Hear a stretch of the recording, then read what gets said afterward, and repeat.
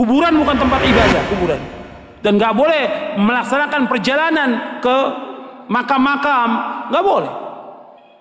Ziarah kubur boleh, tapi menentukan makam tertentu untuk ziarah mempunyai keutamaan nggak boleh. Datang ke kuburan wali dengan niat kuburan itu mengandung barokah, bahwa orang itu soleh, suci, bisa mengangkat doa mereka ke langit kepada Allah sebagai tawasul. Mereka minta, ada yang menjadikan mereka sebagai wasilah kepada Allah, ada yang menjadikan mereka sebagai syafaat kepada Allah, ada yang mereka menjadikan mereka sebagai Tuhan yang mereka minta kepada penghuni wali itu, penghuni kubur itu.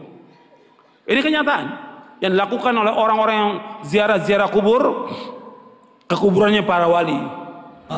Sekilas bahwa ziaratul kubur itu adalah sesuatu yang dianjurkan baik bagi laki-laki maupun bagi perempuan. Meskipun ada perbedaan pendapat tentang kesunahan ziarah kubur bagi perempuan.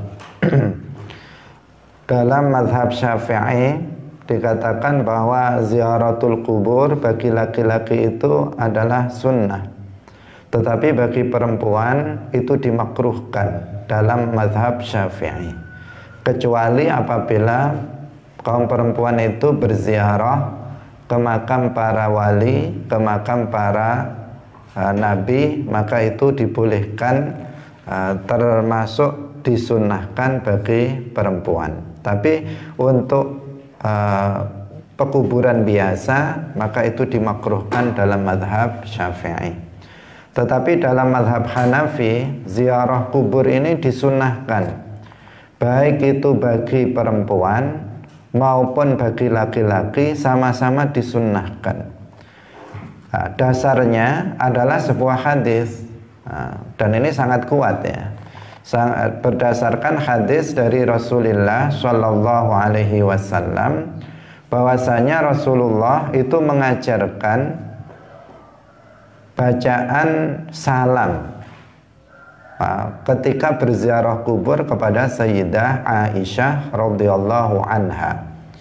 Sayyidah Aisyah meminta atau bertanya kepada Rasulullah tentang apa yang beliau baca ketika beliau berziarah kubur. Kemudian Rasulullah mengajarkan salam, salam untuk ahlul kubur, mengajarkan assalamualaikum. Kalau kamu mau masuk ke kuburan maka bacalah assalamualaikum ya ahlad diyari minal mu'minina wal muslimin wa rahimallahul mustaqdimina minna wal mustakhirin wa inna insyaallahu bikum lalahikun. Ini apa? Salam yang diajarkan Rasulullah kepada Sayyidah Aisyah. Nah, Sayyidah Aisyah, beliau istri Nabi, beliau perempuan. Ketika Sayyidah Aisyah meminta petunjuk tentang membaca salam untuk ahlul kubur itu bagaimana, ternyata diajari oleh Nabi. Jika Rasulullah mengajarkan, maka tidak mungkin secara akal di sini dalam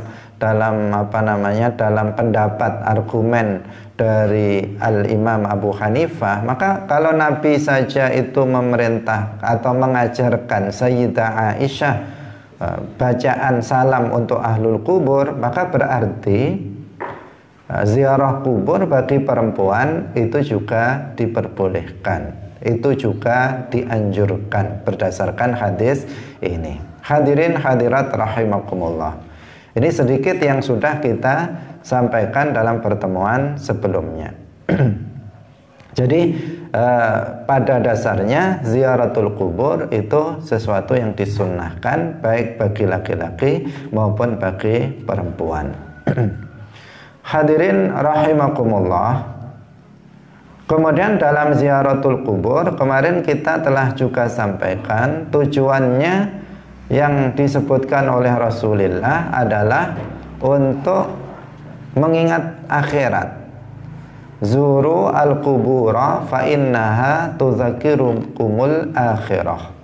Berziarah kuburlah kalian, karena ziarah kubur itu bisa mengingatkan akhirat. Kuburan mana saja, apakah kuburan biasa, kuburan wali, kuburan nabi, maka jika kita berziarah ke situ, maka ziarah itu akan dapat mengingatkan kita tentang kematian. Ini sudah kita uraikan dalam pertemuan sebelumnya.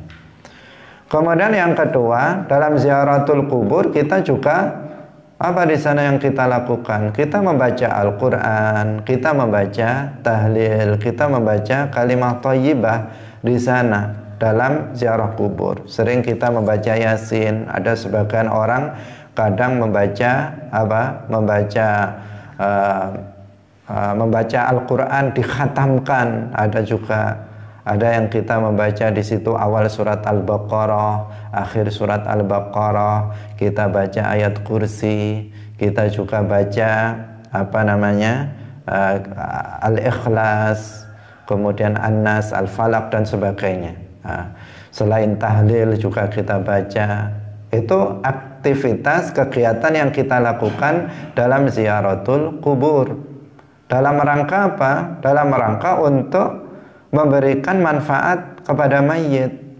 Memberikan manfaat untuk mayit, karena kita Ahlus Sunnati wal Jamaah itu meyakini bahwa bacaan Al-Qur'an yang kita baca di dekat kuburan, maka itu akan bermanfaat untuk si mayit.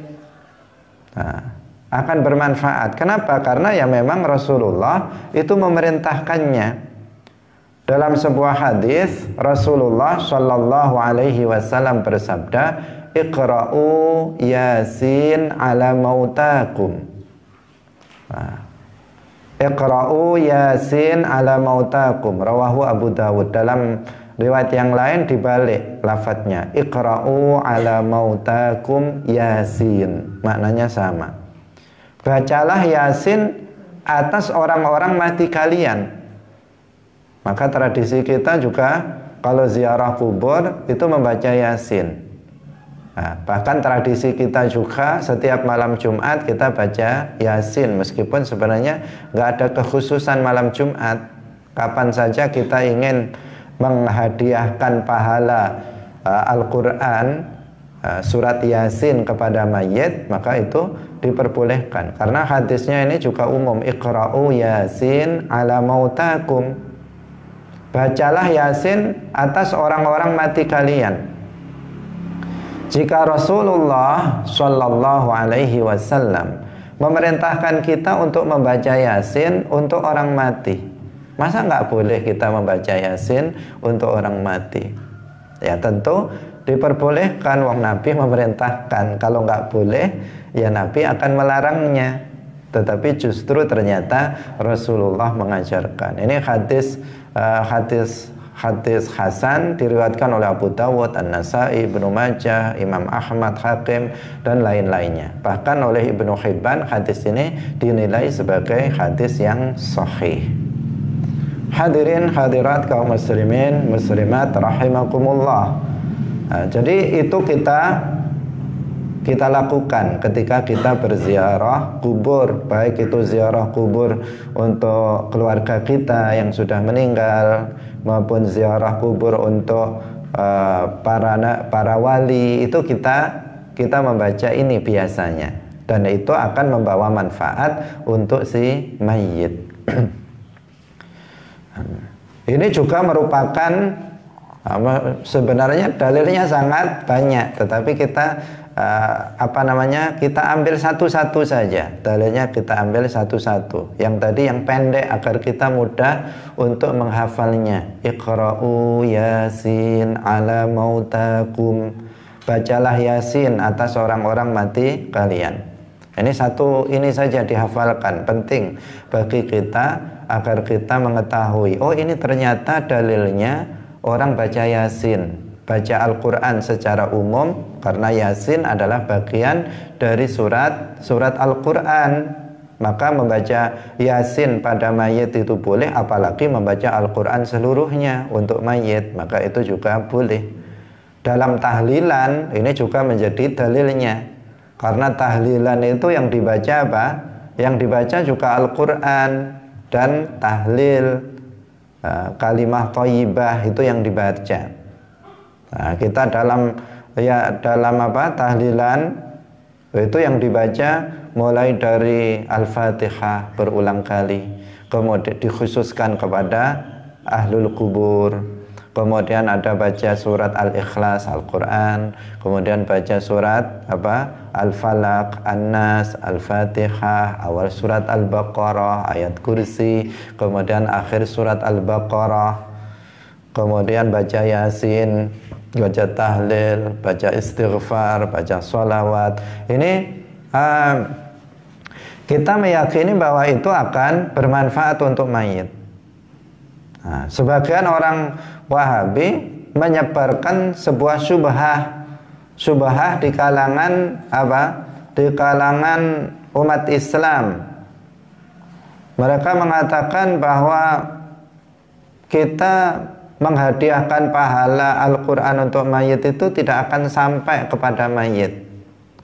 Katanya itu adalah pendapatnya Imam Syafi'i. Kata mereka itu pendapatnya Imam Syafi'i, tapi mereka sendiri bukan pengikut Imam Syafi'i. Nah, kita yang pengikut Imam Syafi'i, kita yang bermadzhab Syafi'i, kata mereka kita nggak lebih tahu dari mereka yang tidak bermadzhab Syafi'i. Nah, kita katakan kalian itu hanya kerjaannya memotong-motong sesuatu yang memotong-motong kalimat para ulama, sesuatu yang sebenarnya itu ada rinciannya, ada tafsil atau rincian hukumnya, tetapi kalian potong tafsilannya, kalian buang begitu saja.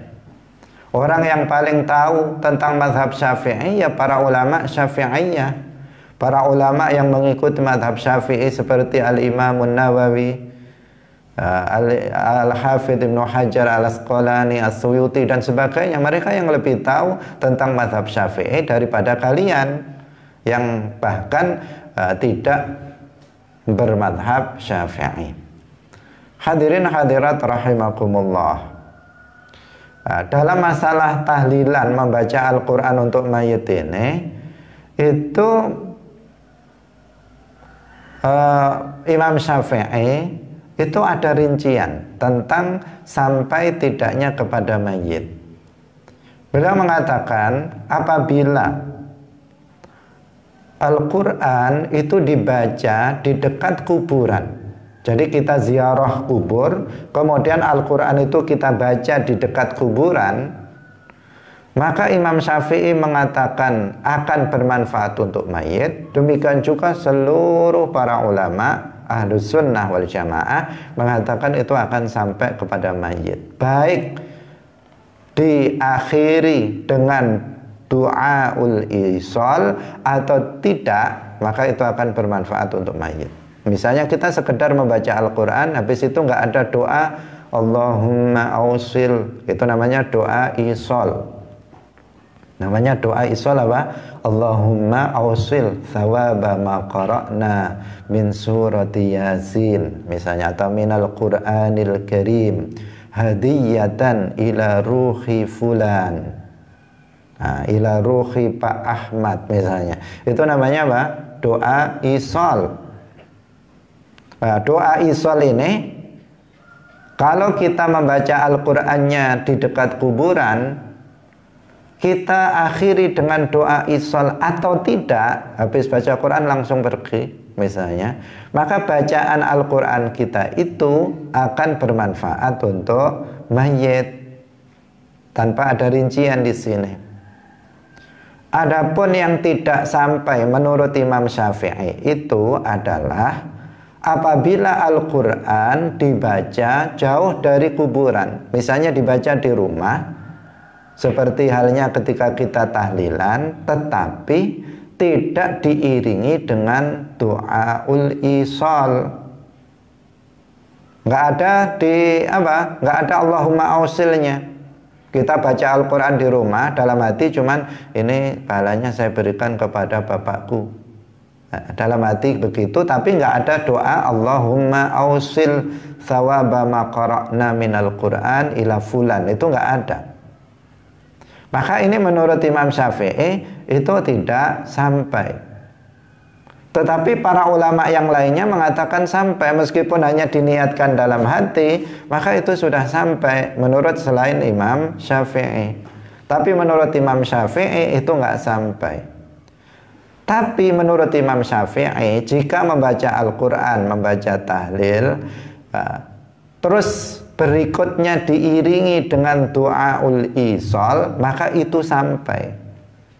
Jadi kalau ada doaul isol, menurut Imam Syafi'i sampai, meskipun dibaca Al-Quran itu di rumah.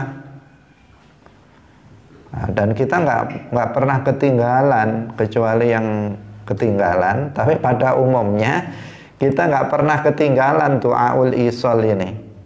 Kiai-kiai kampung itu hafalnya luar biasa doaul isol ini. Nah, sampai kadang walimatul urus pun yang dibawa doa isol, Allahumma ausil thawaba ma qara'na. Lah ini kok doa tahlilan ya. Acaranya acara pengantinan, tapi yang dibaca Allahumma ausil. Ini saking hafalnya, saking hafalnya doaul isol sehingga salah tempat. Nah, itu menunjukkan apa? Bahwa doaul isol itu dalam tahlilan hampir-hampir nggak pernah kelewat.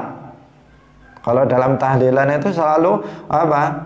Selalu kebaca Allahumma ausil. Dan itu berarti menurut siapa saja dari para ulama ahli sunnah itu sampai akan bermanfaat untuk mayit. Hadirin hadirat rahimakumullah. Nah, maka di sini tidak perlu diragukan lagi bahwa bacaan Al-Quran untuk mayit yang kita lakukan ketika kita ziarah kubur, maka itu sudah pasti sampai, pasti bermanfaat untuk mayit.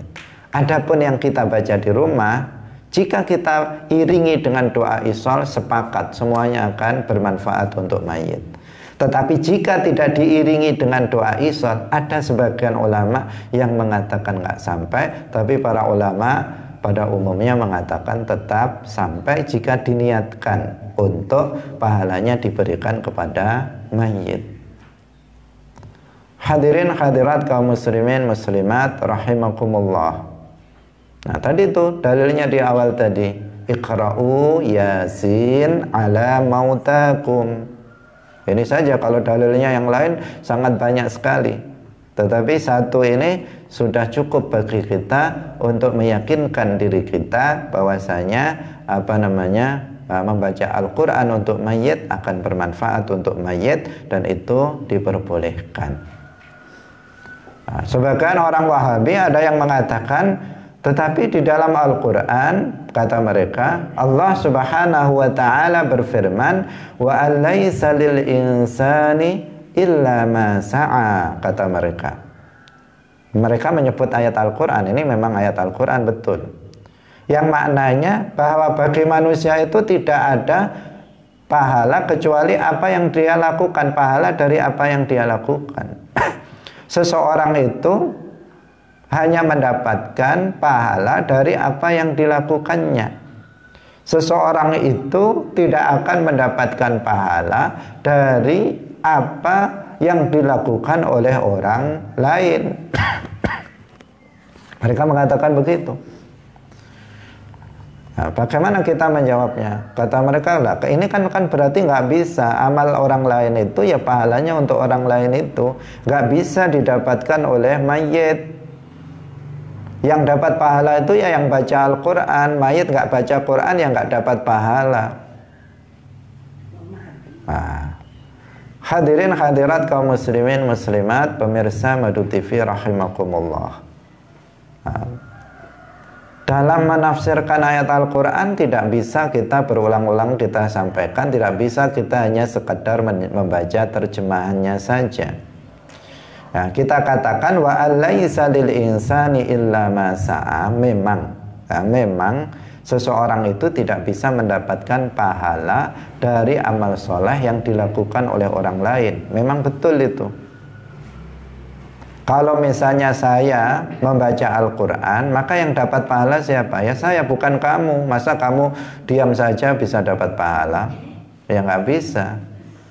Kalau kamu yang sedekah, maka yang dapat pahala ya kamu, bukan saya. Karena yang beramal kamu. Itu makna ayat ini. Wa alaisa lil insani illa ma sa'a.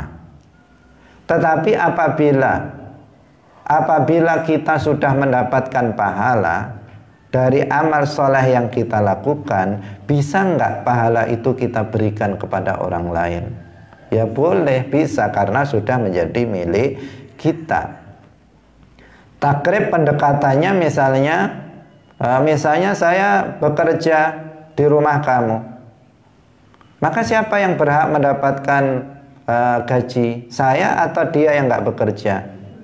Ya saya yang bekerja. Kalau si A itu nggak kerja, masa dia dapat gaji? Enak sekali, wong dia nggak bekerja. Yang dapat apa? Yang dapat gaji yang saya yang bekerja. Yang beramal itu yang dapat pahala. Tetapi setelah kamu beri gaji, saya diberi gaji 1 juta, boleh nggak gaji saya itu saya berikan kepada si A? Boleh apa enggak? Ya boleh-boleh saja, kan sudah jadi milik saya. Kemudian saya berikan ke orang lain, ya boleh-boleh saja.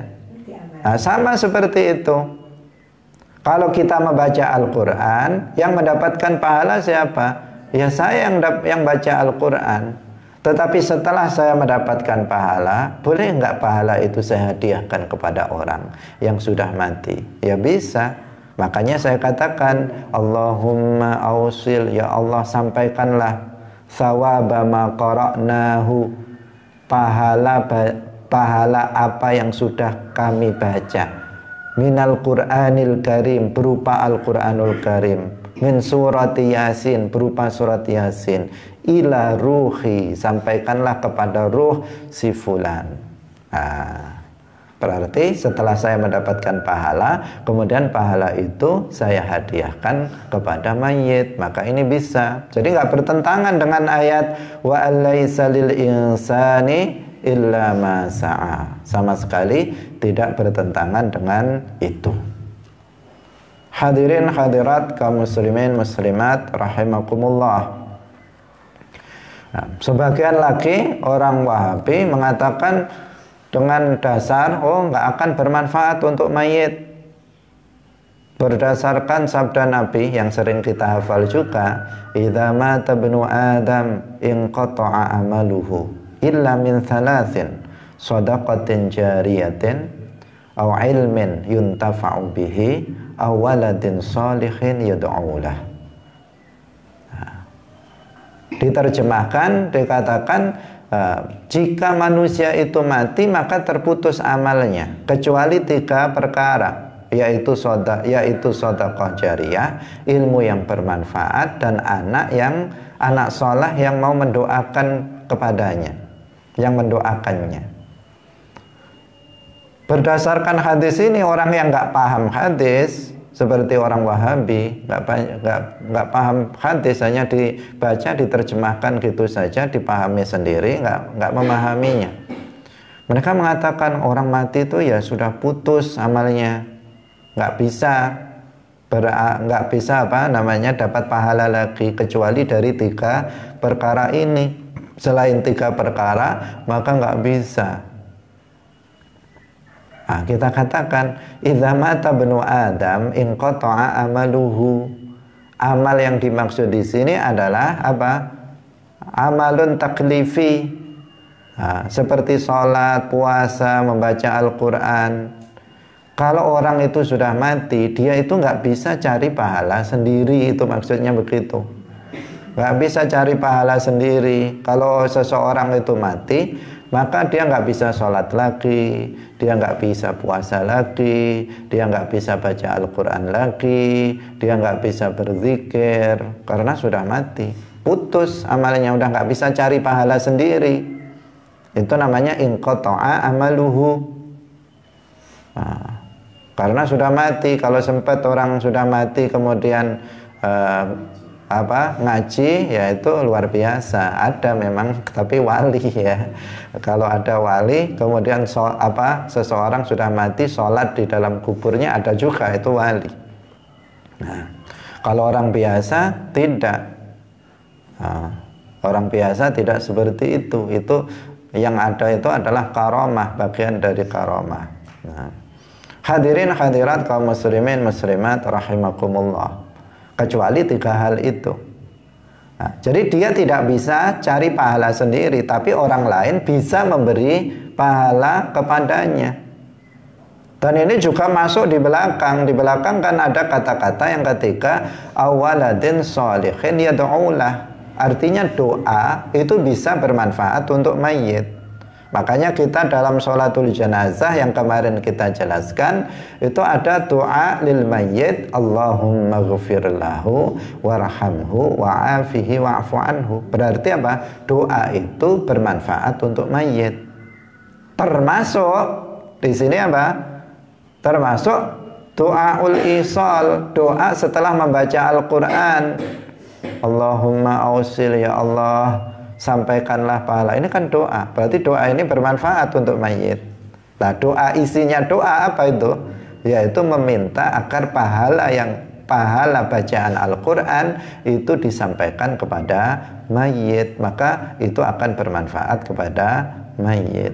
Nah, hadirin hadirat kaum muslimin muslimat rahimakumullah. Jadi hati-hati kita di dalam memahami ayat-ayat Al-Quran atau hadis. Kita harus mengikuti para ulama dalam menjelaskannya. Jangan dipahami sendiri, diterjemahkan, dipahami sendiri, maka itu akan menjadikan seseorang itu tersesat. Hadirin hadirat rahimakumullah, bahwa seseorang itu bisa mengambil manfaat dari amalan orang lain, dalilnya sangat banyak.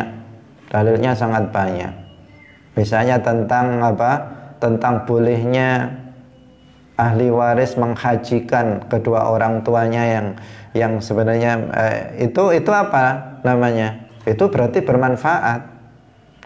Bermanfaat untuk mayit, dia sudah mati kemudian dihajikan oleh anaknya. Itu apa? Berarti bermanfaat kan untuk mayit. Dan masih banyak lagi dalil-dalil yang menunjukkan tentang bahwa mayit itu bisa mengambil manfaat dari amalan orang lain. Hadirin hadirat rahimakumullah, karena itu kalau kita beramal soleh, jangan lupa untuk menghadiahkan pahalanya juga untuk mayit, untuk keluarga kita yang sudah meninggal. Jangan lupa itu. Pahala untuk kita tidak akan hilang. Pahala untuk kita. Tidak khawatir nanti kalau saya hadiahkan saya nggak dapat. Enggak, kita tetap dapat. Tetapi selalu kalau misalnya kita habis hadir dalam majelis ilmu seperti ini, pahalanya sangat besar. Maka kemudian setelah ini kita berdoa, misalnya mengatakan, ya Allah sampaikanlah pahala kehadiran saya dalam majelis ilmu ini kepada bapak saya, kepada mbah saya, kepada suami saya, kepada istri saya yang sudah meninggal dan seterusnya. Maka itu akan bisa bermanfaat untuk si mayit itu. Nah, hadirin hadirat kaum muslimin muslimat pemirsa yang dirahmati oleh Allah Subhanahu wa taala.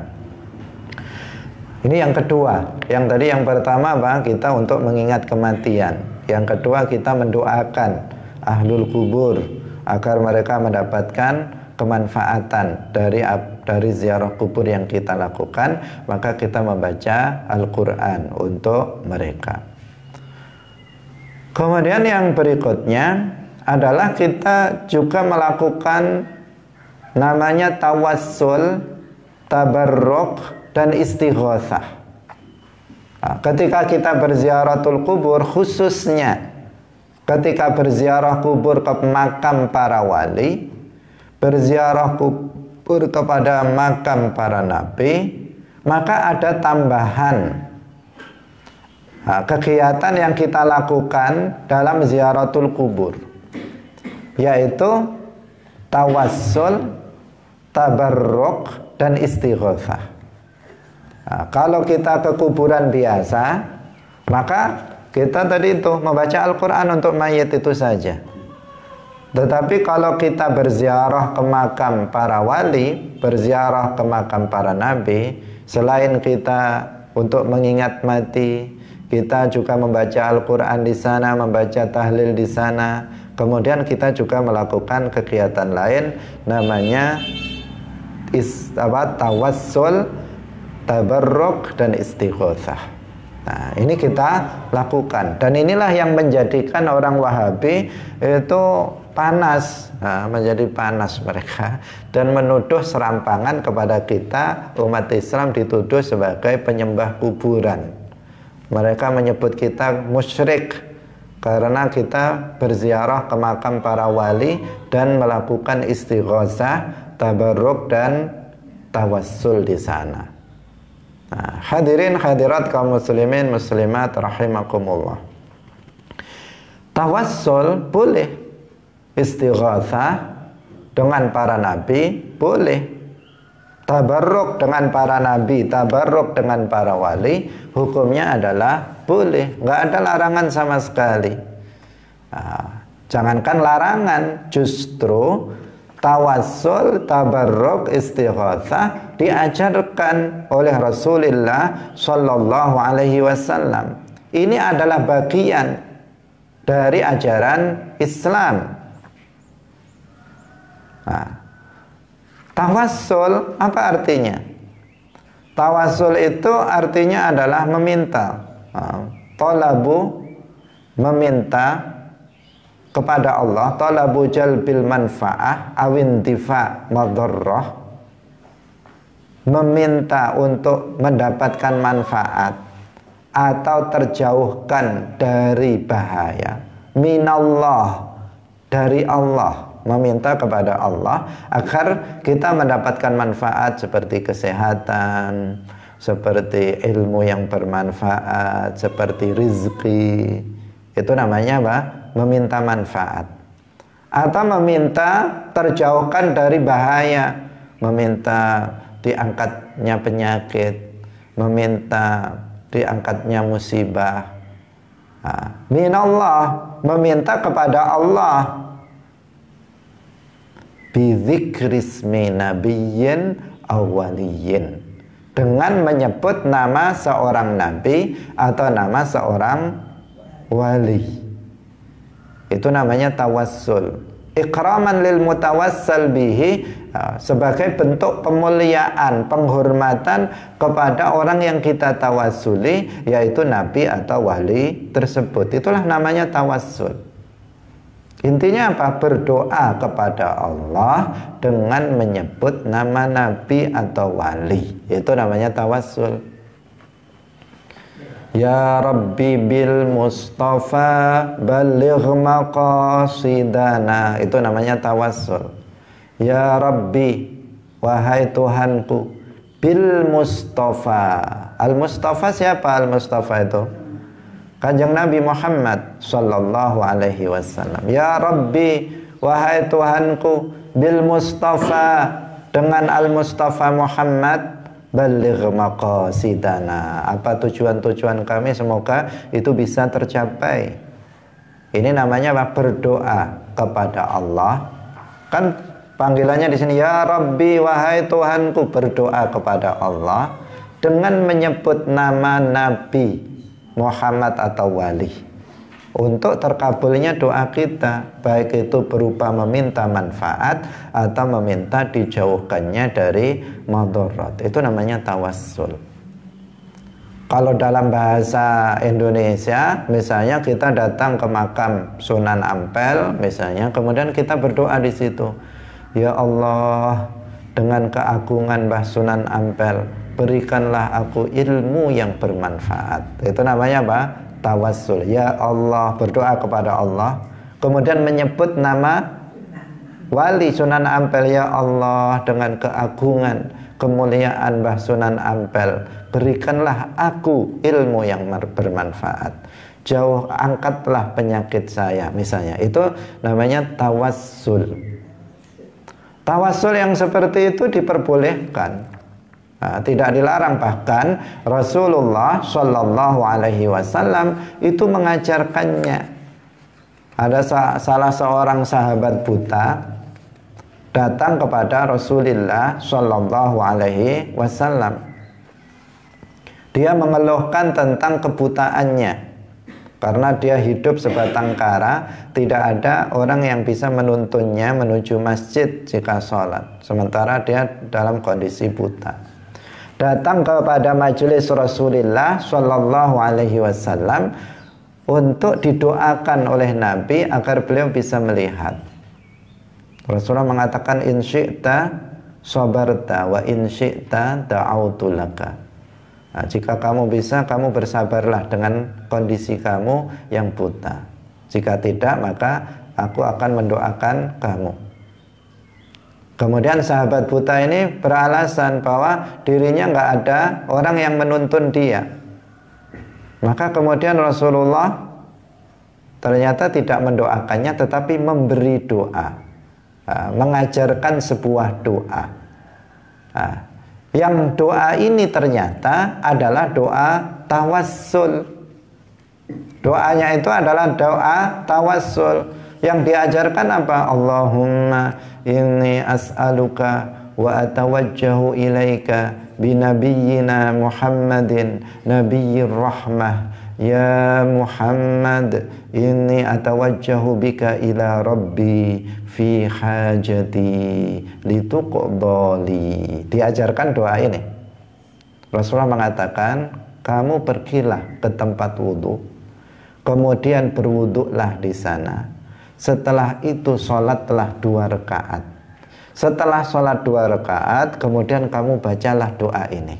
Allahumma inni as'aluka wa atawajjahu Allahumma inni as'aluka wa atawajjahu ilaika binabiyyina Muhammadin nabiyyir rahmah, ya Muhammad inni atawajjahu bika ila rabbi fi hajati lituqdali. Sahabat buta ini kemudian menjalankan apa yang diperintahkan oleh Rasulullah Sallallahu Alaihi Wasallam. Beliau pergi ke tempat wudhu, kemudian berwudhu, setelah itu sholat 2 rakaat. Ini bisa kita amalkan juga. Ini luar biasa, ini doa yang diajarkan oleh Nabi, dan ini adalah doa tawassul, diajarkan oleh Nabi langsung. Sahabat buta itu setelah sholat 2 rakaat, kemudian dia berdoa dengan doa tawassul yang diajarkan oleh Nabi. Allahumma inni as'aluka wa atawajjahu ilaika binabiyyina. Ini namanya tawassul. Binabiyyina, dengan Nabi kita, Nabiyyir rahmah, Nabi rahmah. Setelah itu masih disebut lagi dengan nida, ya Muhammad. Dalam doa dia menyebut Nabi Muhammad dengan panggilan nida, ya Muhammad inni atawajjahu bika ila rabbi fi hajati, dalam hajatku lituqdali, untuk agar bisa dikabulkan. Kemudian ketika dia mengatakan fi hajati, disebutkan hajatnya dalam hatinya, lituqdali. Maka kemudian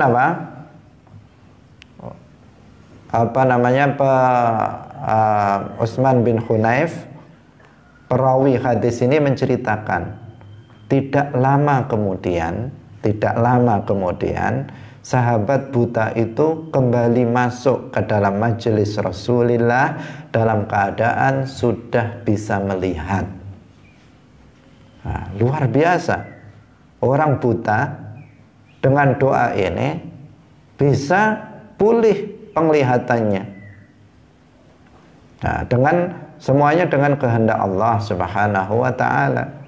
Maka kalau kita punya hajat, punya sesuatu yang kita minta, punya keperluan, amalkan doa tawassul ini. Amalkan doa tawassul ini. Maka insya Allah apa yang kita minta kepada Allah akan dikabulkan oleh Allah Subhanahu wa ta'ala. Orang buta saja dengan bertawassul dengan Nabi, matanya bisa kembali pulih, bisa melihat. Apalagi hajat-hajat kita yang secara zahir itu lebih ringan dari itu. Tetapi bagi Allah semuanya mudah, nggak ada yang berat bagi Allah. Hajat kita yang menurut kita itu berat, yang menurut kita itu ringan, menurut kita, tetapi menurut Allah semuanya mudah. Jika Allah berkehendak, maka semuanya bisa dikabulkan oleh Allah Subhanahu wa ta'ala. Ini tawassul. Dalam Al-Quran pun diperintahkan wabtaghu ilaihil wasilah. Itu perintah agar kita bertawassul dengan para nabi maupun dengan para wali. Kalau bicara tawassul tentu sangat panjang, ini satu bab sendiri, satu tema sendiri. Kita hanya ambil satu-satu saja dalil dari setiap apa yang kita lakukan untuk sekedar menghilangkan keraguan bagi sebagian orang tentang amalan yang diamalkan oleh seluruh umat Islam gara-gara muncul paham baru, kelompok baru, yaitu Wahabi, pengikut Muhammad bin Abdul Wahab, yang kemudian mensyirikkan, mengkafirkan kita yang berziarah wali songo. Misalnya kalau di Jawa ini berziarah wali songo untuk tawassul, tabaruk, dan istighosah. Bahkan sebagian kita sudah ada yang sempat terpengaruh. Sebagian kita, tradisi kita umat Islam, apalagi warga NU di Indonesia ini, ziarah setiap tahun ke makam wali songo. Sebenarnya lebih dari songo itu 9 ya, lebih dari 9 yang diziarahi, nambah-nambah. Nah, itu kebiasaan. Orang Wahabi mengatakan itu adalah perjalanan syirik.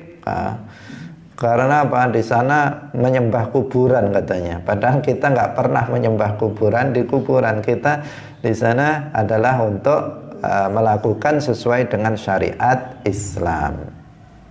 Ada sebagian kita yang sudah mulai terpengaruh.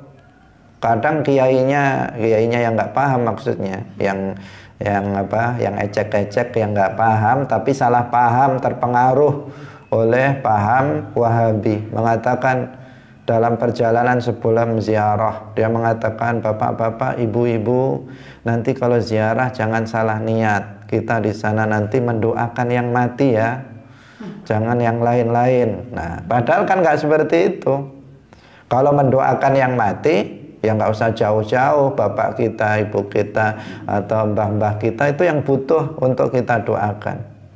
Tetapi kalau kita berziarah ke makam wali, bayar lagi bisnya. Maka bukan tujuannya apa, ini hanya untuk guyon saja. Itu bukan hanya sekedar kita untuk mendoakan mereka. Mereka pun secara zahir nggak kita doakan. Mereka waliullah, mereka akan selamat. Nggak usah kamu doakan, mereka akan selamat. Karena orang-orang soleh mereka itu. Tetapi kita ke sana itu karena kita punya hajat. Kita punya hajat. Ada sesuatu yang kita minta kepada Allah belum terkabulkan. Ada yang masih terlilit hutang, masih ada yang sakit, masih ada yang belum dapat jodoh, masih ada yang otaknya nggak encer-encer, masih sulit menghafal. Maka mereka datang ke makam para wali untuk meminta kepada Allah, bertawassul dengan para wali itu. Bertawassul dengan para wali agar hajat mereka itu bisa dikabulkan oleh Allah. Oleh Allah, bukan oleh wali. Wali itu adalah sebagai sabab ketika kita bertawassul dengan mereka. Hadirin hadirat rahimakumullah. Waktunya cepat sekali, ini masih belum selesai kita. Tabarruk itu pada hakikatnya istighosah dan tabarruk itu sama dengan tawassul, yaitu menjadikan nabi, wali sebagai sebab dari terkabulkannya permohonan kita kepada Allah. Hakikatnya sama, tawassul, tabarruk, istighosah. Hanya saja dalam prakteknya ada sedikit perbedaan. Kalau tabarruk itu misalnya kita kalau ziarah ke makam Nabi atau wali, maka kita usapkan tangan kita ke dinding makam. Itu namanya tabarruk. Kemudian kita usapkan ke badan kita. Itu namanya apa? Tabarruk dengan Nabi atau wali. Ngalap berkah dengan kita menyentuh asar dari para nabi atau wali, maka dengan sebab itu kita akan mendapatkan kebaikan, kesehatan, itu namanya kebaikan. Kita mendapatkan manfaat-manfaat kebaikan, sesuatu yang baik untuk diri kita. Itu namanya apa? Tabarruk. Boleh.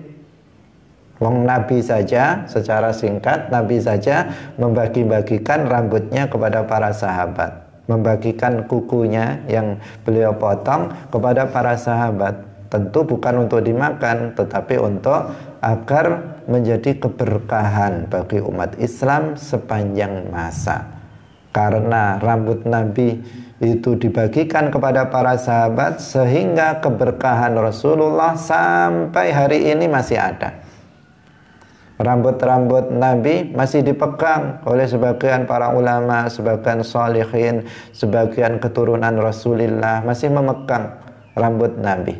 Sehingga kita umat Islam bisa bertabarruk dengan rambut Rasulullah Sallallahu Alaihi Wasallam, dengan baju Rasulullah dan seterusnya.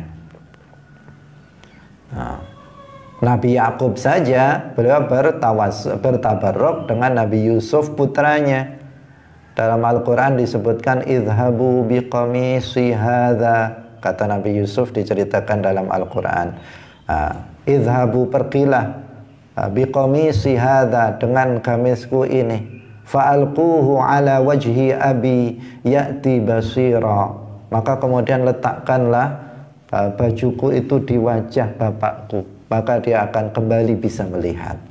Nabi Yakub asalnya nggak buta, tapi kemudian menjadi buta. Setelah itu tabarruk dengan Nabi Yusuf, bajunya Nabi Yusuf kemudian bisa sembuh, bisa melihat kembali. Disebutkan di dalam Al-Quran dalil tentang tabarruk.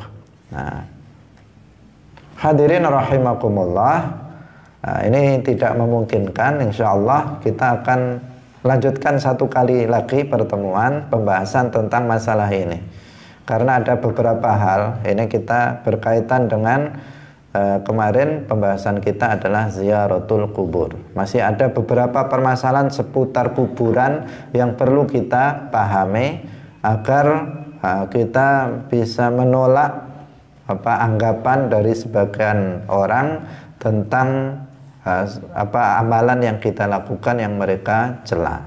Barakallahu fikum, wallahu muwaffiq ila aqwamit thariq. Wassalamu alaikum warahmatullahi wabarakatuh.